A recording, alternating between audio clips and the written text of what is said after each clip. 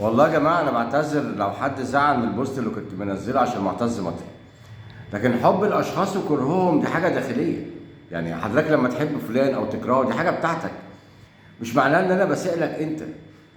يعني حب الشخص وكرهه مش حاجه بتاعت حد، او انا ما بسيئش لحد.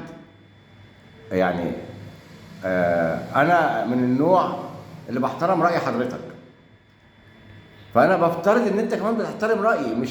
مش ان انا بكرهه او ان انا ما بحبوش.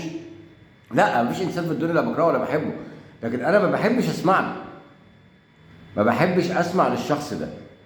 دي حريتي الشخصيه. مش معنى كده ان انا مع ولا ضد ولا لا. الشخص ده مش برتاح لكلامه. فانا بعتذر لاي حد فاهم غلط. واللي انا عايز اوضحه لحضراتكم، بس انا مش راجل سياسي، ويمكن انا اقل واحد فيكم بفهم سياسه. ثوره 25 يناير هي في الاساس ما كانتش ثوره، كان شباب، اطهر شباب في مصر كان غضبان من اللي حصل لخالد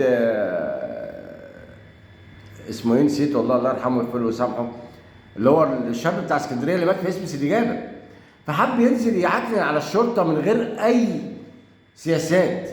لا هو كان نازل عشان يغير نظام حكم، ولا هو كان نازل علشان يعمل اي حاجه. الشباب ده كان نازل عشان يعكنن على الشرطه في عيدهم، عشان اللي عملوه في خالد سعيد الله يرحمه ويغفر له ويسامحه. فتحولت بقى لحاجات كتير قوي، وناس كتير ركبت على الثوره، وناس كتير طلعت، ولاسباب سياسيه تانية الموضوع نجح، مفيش داعي نخوض فيه عشان الجو حر. فالقصه كلها ان الناس او معظم الناس ما كانتش موجوده من الاساس، او ما كانتش محضره انها تعمل ثوره، او ما كانتش محضره انها تغير نظام الحكم. هي كلها بتوفيق ربنا سبحانه وتعالى. فكون حضرتك انك تحب او تكره، انا بحترم رايك، وانا كمان ليا راي ان انا فلان ما بحبش اسمع له.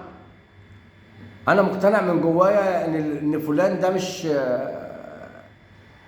مش مع التيار اللي بيتكلم عليه. لكن انت عاجبك الكلام اللي هو بيقوله، دي بتاعت حضرتك.